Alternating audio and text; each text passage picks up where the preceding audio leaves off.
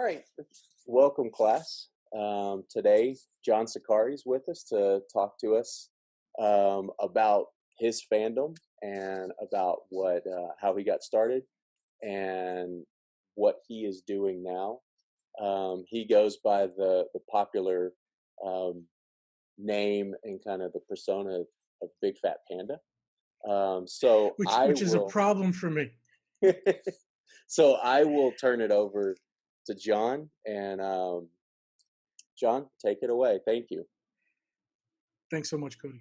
Uh, the, the name came from Kung Fu Panda. If you've ever watched, which isn't even Disney, which is weird because Disney's my fandom, but DreamWorks has Kung Fu Panda, and at the end of Kung Fu Panda, the villain says, "You're just a big fat panda," and he goes, "I'm not a big fat panda. I'm the big fat panda," and he pummels the villain. So I just thought that was really cool how he owned it. So I quickly bought bigfatpanda.com and had that switch over to the YouTube channel, which I was creating about the same time. I really have to look at the timing of that and how I adopted that. So people will call me John, people will call me Panda, and a lot of times I'll be in a public space and I'll have like a husband come up to me and go, "Excuse me, sir, I don't mean to bother you," like real serious, but my wife says that you are, and they struggle to say big fat panda because fat is insulting. And a lot of times I'll look at them and go, "Excuse me?" And they'll be like, "Oh, no, I'm so sorry." And I'll be like, "No, no, yeah, I understand what you're asking." And it's so weird that, but I guess, there's that show, I forget what it's called, the singing show where they had Fat Amy and they asked her, they're like, "You call yourself Fat Amy?" She's like, "Yeah, because Yeah. then bees don't say it behind my back." And I'm like, "Okay, got it." So I really don't get the haters on YouTube that go, "You're fat."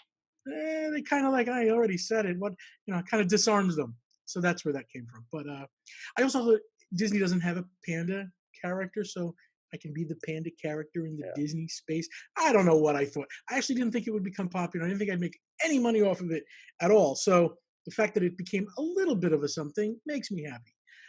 I do wish Disney would buy DreamWorks and I could just say it's a Disney character. So yeah, the YouTube channel was basically because I loved making videos and I always loved entertaining. As a matter of fact, as a kid, I did TV commercials. So when I say kid, I mean like 19 years old. That's me being a kid. I did the Trapper Keeper notebook. So if you search Trapper Keeper commercial on YouTube, that's the most popular of like the 6 commercials that I did. It says, "Where's your homework?" And somebody says, "Aliens ransacked my room, my printer's down." And I come on and go, "My brother's holding it for ransom." And that became a thing. And Cody, you might remember that. You're about the age Yeah. where you should remember that commercial. It went on for years.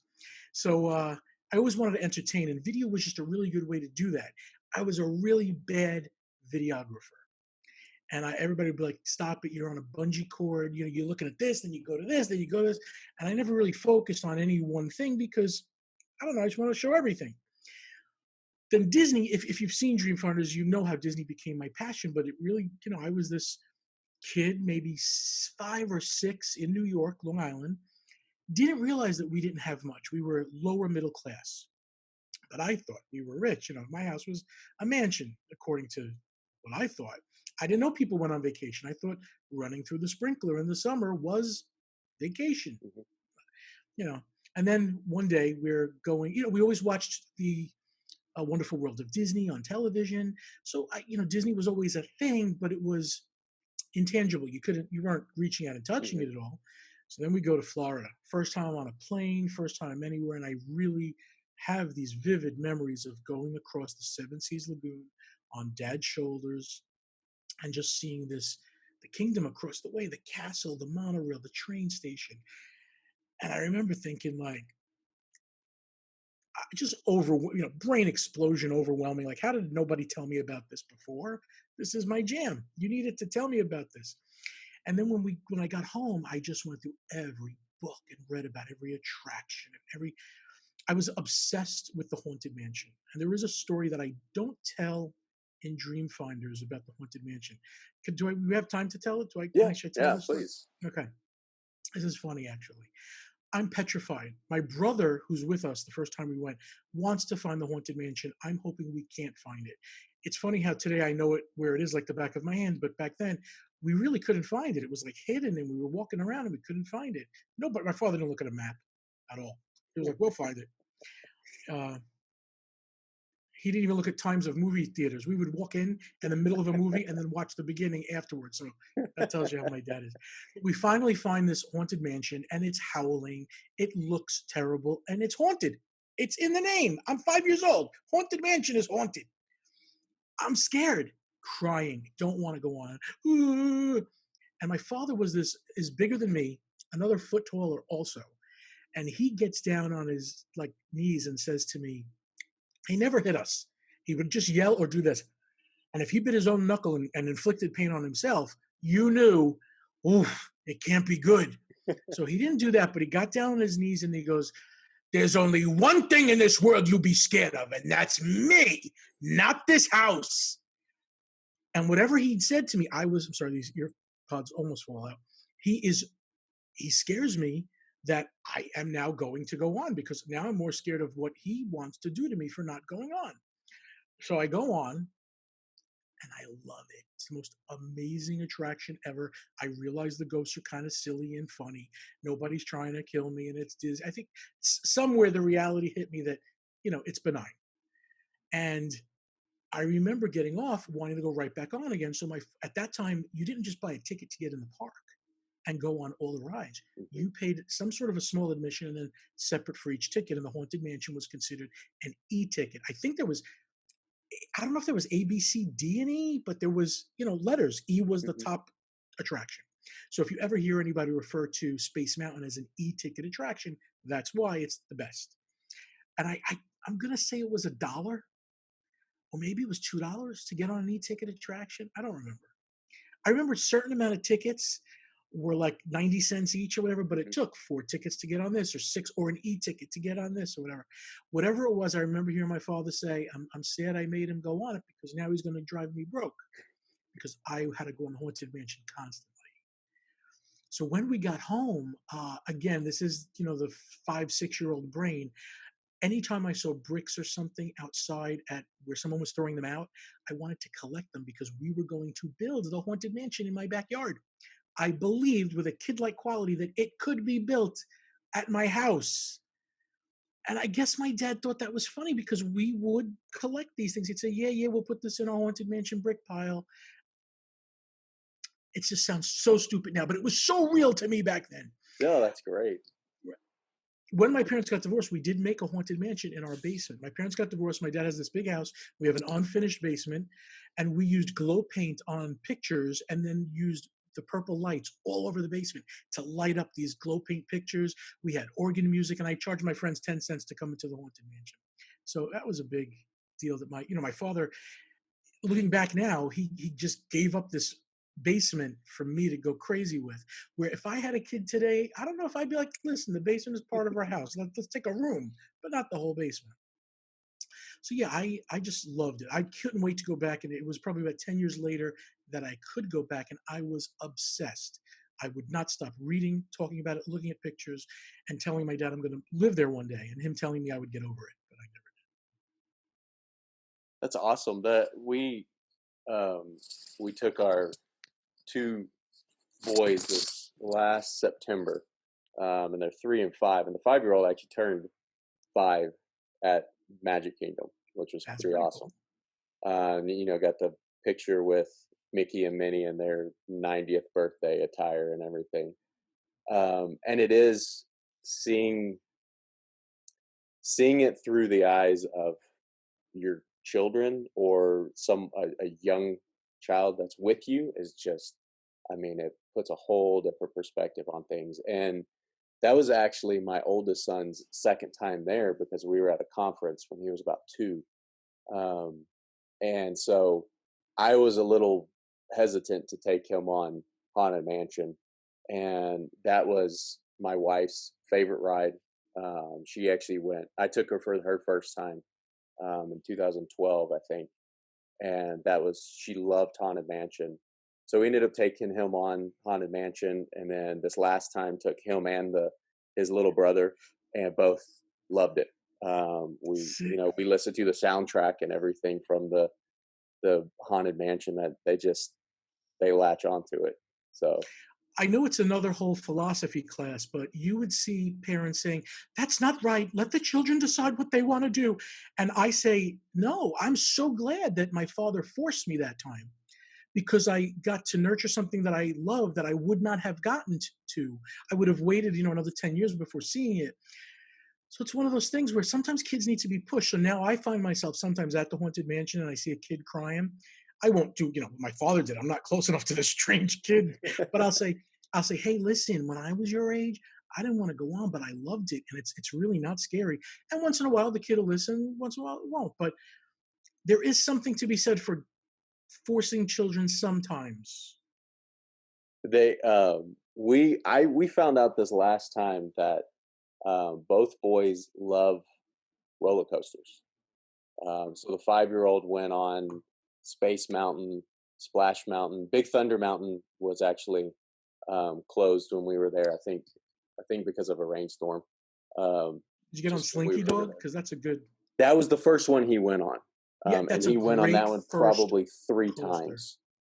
I mean, we went with a set of grandparents, and he went with me one time, his grandfather one time, and then I think maybe he got somebody to go on it with him again because he absolutely loved that. And then Great first coaster, Slinky um, Dog. it is. I mean, it's so. I remember watching some of the things that you had done, and I think you and Lou were talking about it. That it's real smooth and everything, and it is. It was Yeah. it was amazing. Uh, and then our youngest son, I found out he loved Seven Doors Mine Train. That he had to he that was the only one he went on because I wasn't sure how much he would really like these, and he loved it. That Christmas or this past Christmas, we put up a Christmas tree in our upstairs playroom. That's a Disney Christmas tree, and we have like the monorail and stuff around it. And um, every year, I try to add something to it to make it kind of our Disney tree.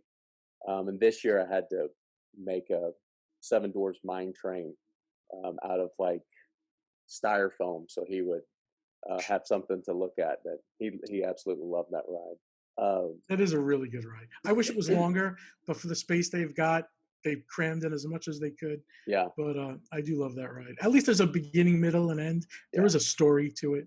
yeah. Barnstormer's too quick. I can't understand that ride. I would never go on that. I Well, and probably couldn't that's fit on Barnstormer. the our so the oldest, me and the oldest went on Barnstormer when we were there, and it is it's about a minute or so. It's you know it is for excuse me, it is for introducing kids to roller coasters. I know. Yeah. Um, I'm putting ear things on that will hold these in place. Usually I don't have a problem, but with you listening to you, I'm smiling so much. That's the problem. Go ahead. I can still hear you from this one while I'm putting this one in. so when you mentioned being having your first memory going and going riding across the Seven Seas Lagoon on your dad's shoulders, and a lot of what we talk about in the class is the ties that people have to family through whatever they follow, whether it's a sports team, whether it is liking Disney, liking something else. That those people who are influential in us following what we or identifying what we want to follow and what we want to consume is very, very important to us. I What agree with that 100%. when did you so what was your story of ending up in the Orlando area? When did you move, and what kind of prompted that? I'll get to that. But before I do, let me go back to that family thing. Okay. Remember when like Illuminations was going away Hmm. and people were saying, oh, I wonder if this next show can replace it? My response is no, it can't. You've got this show that's tied into babies being born. You're asking your wife to marry you, getting married, going through an anniversary. Those things that tie into that show for you don't just come to the next show. You don't have those memories. You have to remake new ones if you even can, because there's what I'm saying is they're getting rid of more than a show. They're getting Hmm. rid of those memories that you were saying, which just makes sense. So I think I always knew that I was going to move to Florida. I had to be next to this Disney park. I wasn't going to visit once every 5 years when I Mhm. had money, once every 10 years. I wanted to be close by. The fact that there was even houses within, you know, an hour's distance was like, really? Why would it? Not everybody to me want to move there. So I did. I was a travel agent for 10 years in Long Island, New York.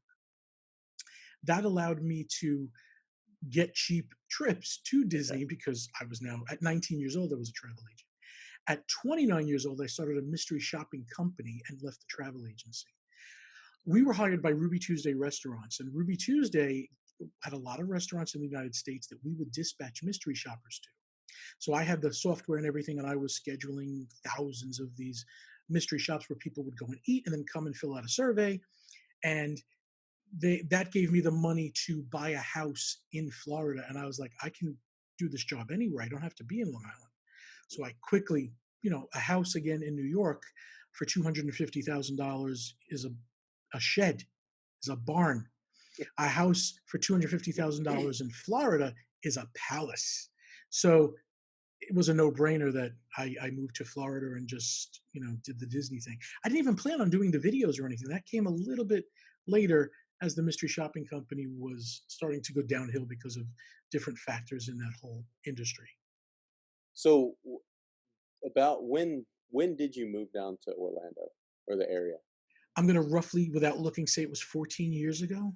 Okay. So that would be, was that 2006? Hmm. Does Yeah. that sound right? Yeah. So then, how did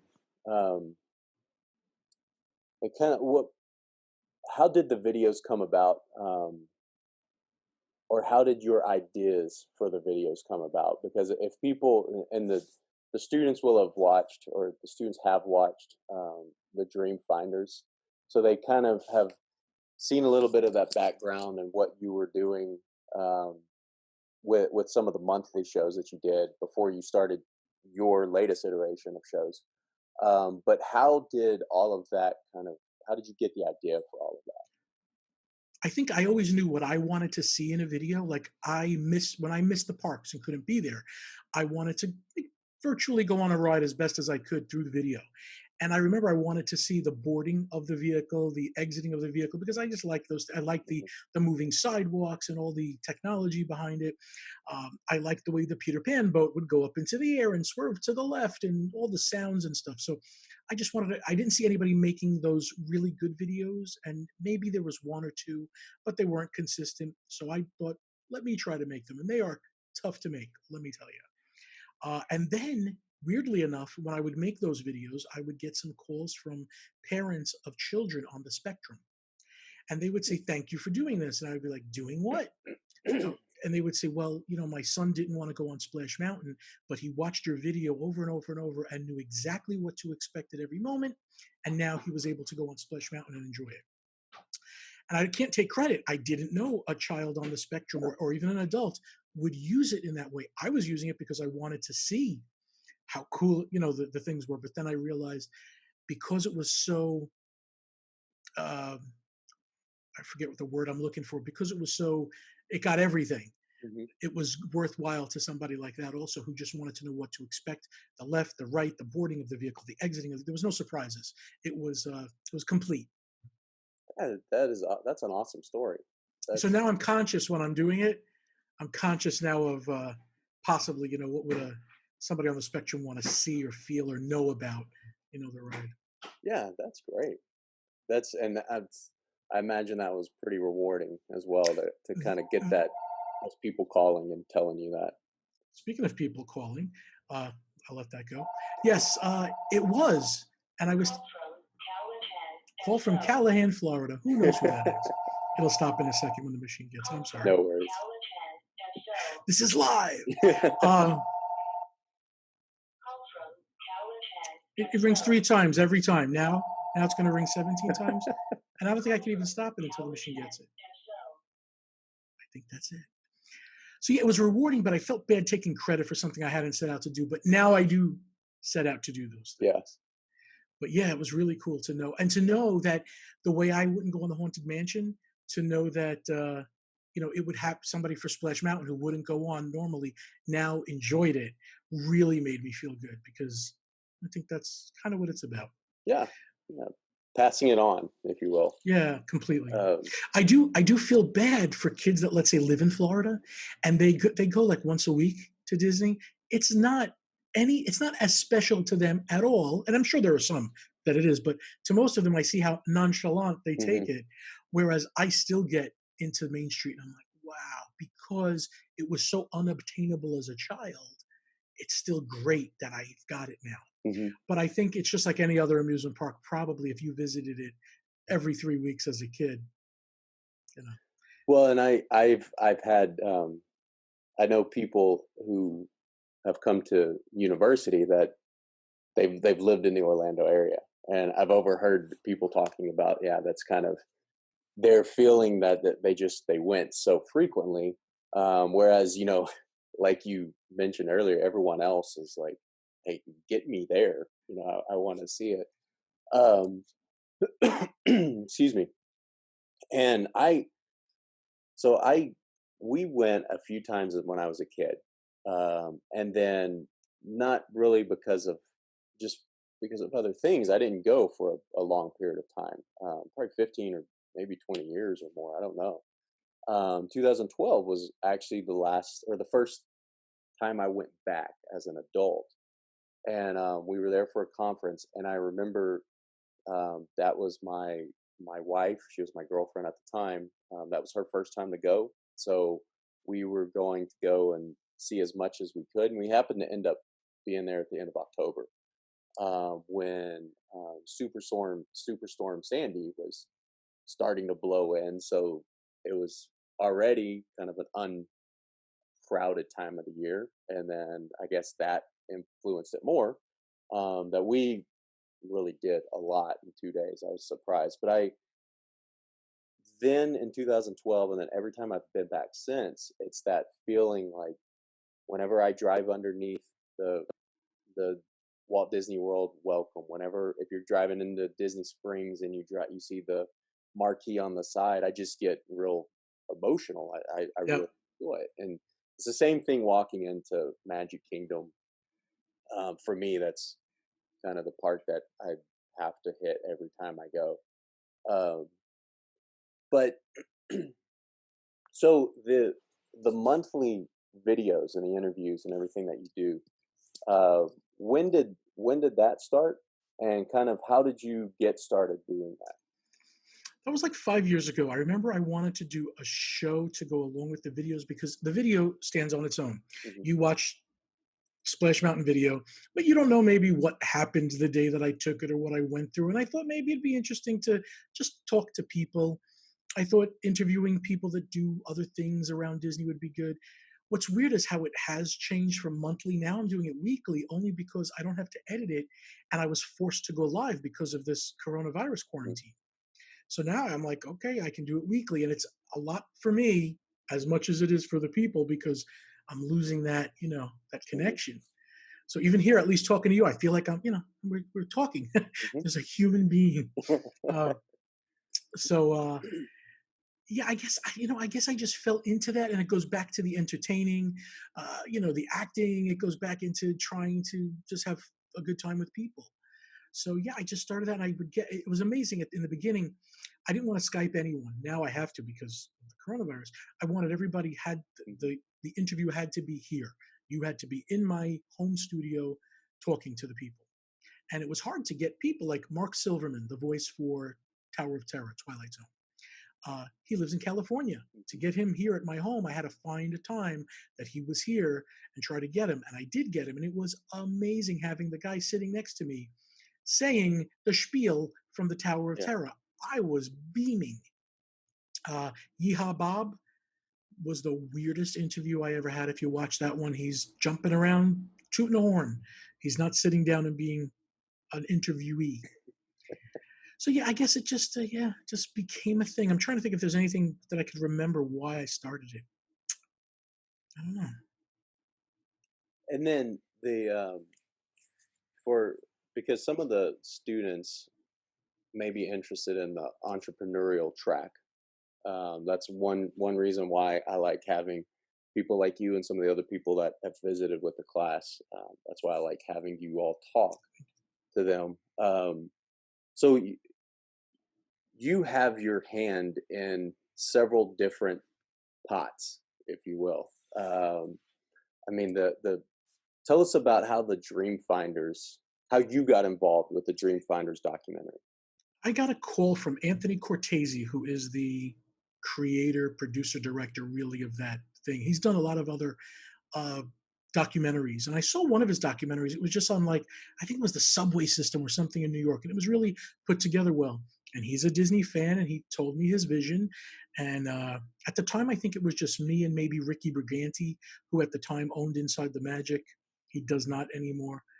And then we just got some other people. We got Ron Schneider, the original Dreamfinder, and he put it together. And we went and took, and did it. And it was fun. But it's just people just, all of a sudden an email or a phone call comes through, and there's something really cool at the end of it. Sometimes it's the news, Fox 35 here Mhm. in Florida. I'll be on tomorrow morning again. And it's a fun, nice thing to do. The and I have to say, watching the Dreamfinders is actually what gave one of the things that gave me the idea for this class, because That's cool. I came across that documentary, and I watched it over and over again just when I would be working at the office. I would have it on in the There are background, parts of that, Cody. I'm like, and no, no. and just kind of listening to and listening in the background, and then thinking like, hey, there are, yes, there are people who have moved, and there are people who are able to make a career out of what they're doing, and they're able to support themselves by doing what they really enjoy. um, you are in a uh, I don't know how you would refer to it, an audio um, drama now, right? About the That's another thing that came out of it. Yeah. what is that? It's The World of Tomorrow, Murder in Progress. And that is the man who made a movie with Ron Schneider as Walt Disney called The Further Adventures of Walt's Frozen Head. Hmm. It's kind of I don't know if it's not a B movie really, but it's not a real, it's not a theater movie. It was done really well. Yeah. He decided to make this audio drama, a 5-part series. There's more series coming. Uh, and I play a cop in it, which is really weird. But it's fun to do, and it's great. It's on iTunes free if you want to get it. Look up Murder in Progress. And he produced it well. Did you hear any of them? I have listened to, I think, the first 1.5 episodes. I think I'm in Okay. episode 2 right now. Do you see how the audio is produced? And Hmm. it's just, I was even surprised when I heard it And how well it was done. I have to also say that because of Dreamfinders, I had I think I had reached out to I reached out to you originally when I saw that, and then I had reached out to Lou Mangello as well, and Ron Schneider. So Ron was actually the first person to Skype in with a class, Oh, that's and great. talk about his time with Disney, um, and then I guess he's the one who told me about the Further Adventures of Walt's Frozen Head, and at that time it was not released. So when it was released, then Benjamin Lancaster, I know you just had a That's show it. with, he Skyped in with the class as well, Oh, to that's kind of great. talk about that and his experiences with that. And so one of the things that we do in this class is it's really a class about what does it mean to be a fan of something.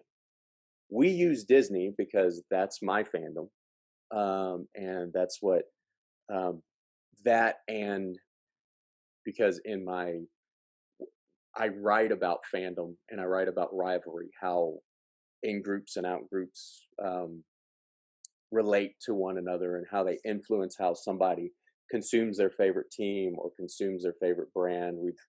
We've done stuff in sport, we've done stuff with Disney and Comcast now, um, but and Disney and Universal. But uh, one theme that runs throughout this class is this idea of being a fan of something and what does that mean. And so to you, what is being a fan of Disney? What does that mean to you? Kind of an all-encompassing experience.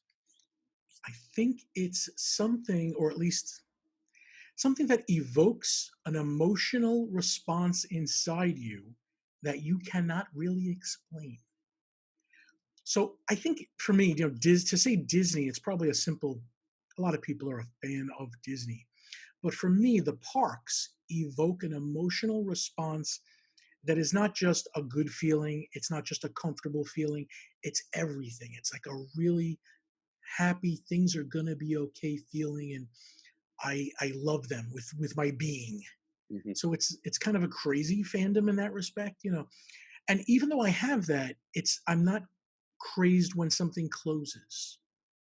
Like people will say, "Oh my gosh, if you're that much into it, when they close something, do you?" No, because the park itself is that, and Hmm. as long as when they close the park, yeah, then I'm getting it. But one attraction here, changing here and there, and especially not a legacy attraction like the Haunted Mansion. If that was closing, you'd see me on the floor, picket sign and all.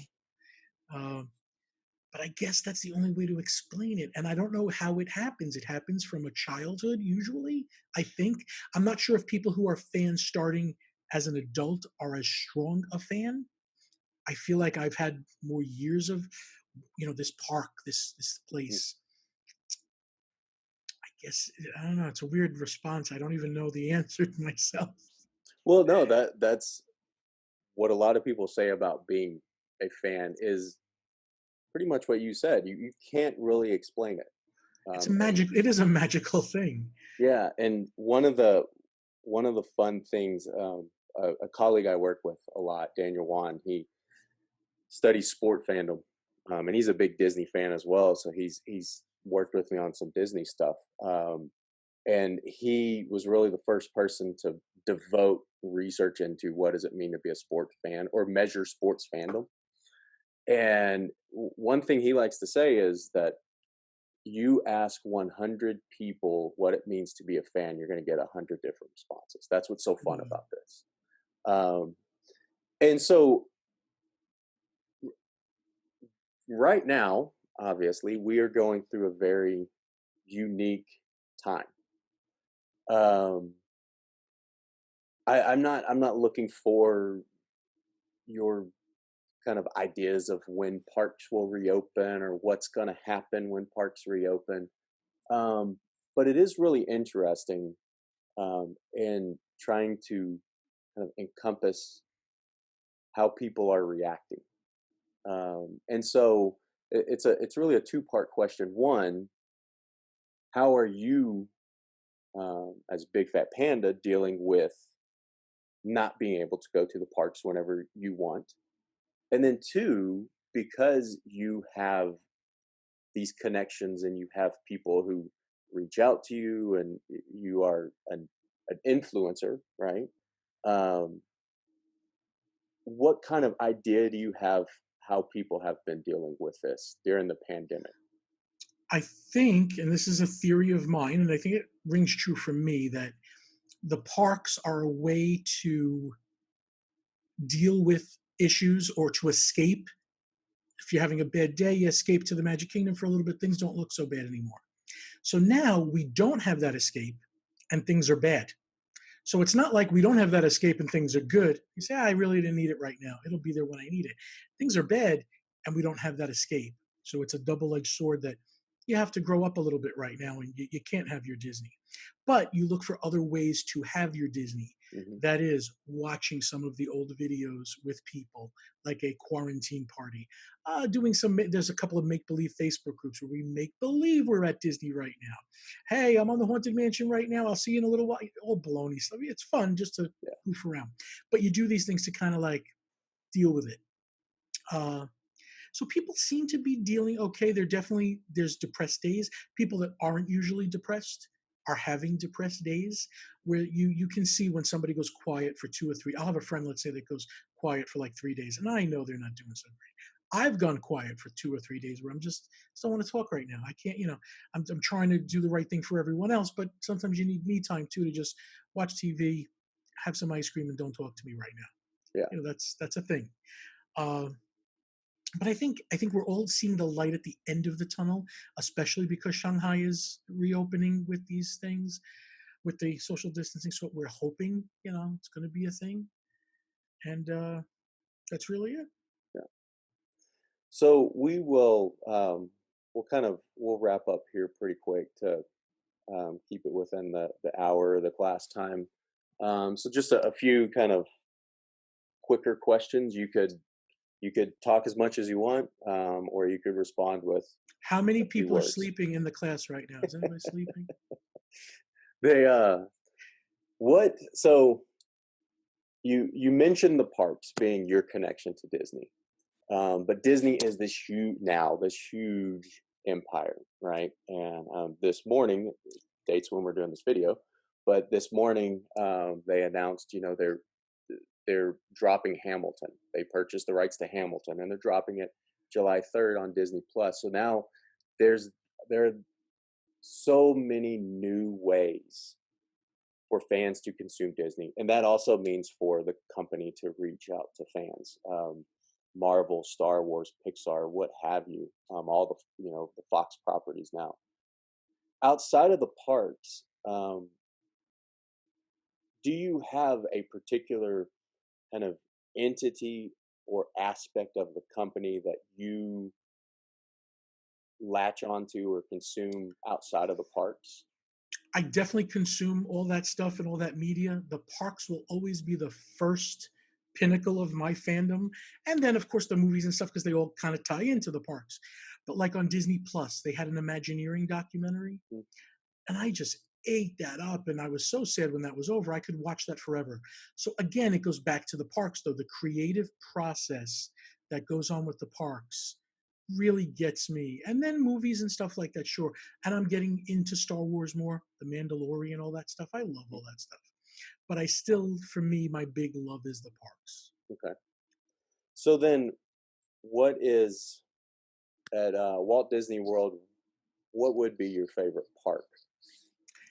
I love them all, but Magic Kingdom is still the one that I would go to first. Like if everything opened again, like let's say everything reopened at the same time, you'd find me at Magic Kingdom the first day. Yeah. Okay. I just need to go back to that, the childhood thing first. Then I can worry about the other stuff.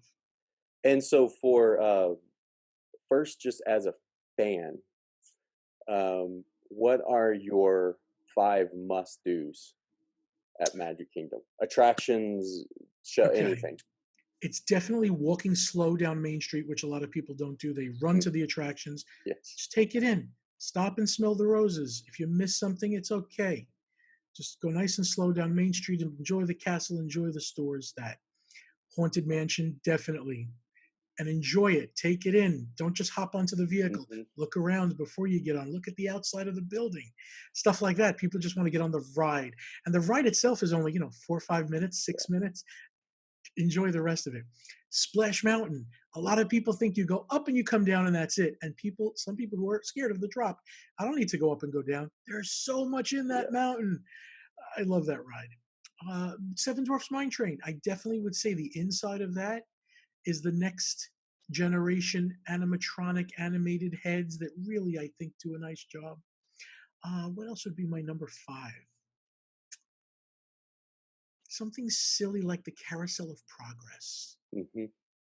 And again, that kind of maybe brings you into Walt's, Epcot and stuff, technology. But the Carousel of Progress, even as a kid, I thought that was ingenious, and I Hmm. love the story and how different it was than everything else that we've seen.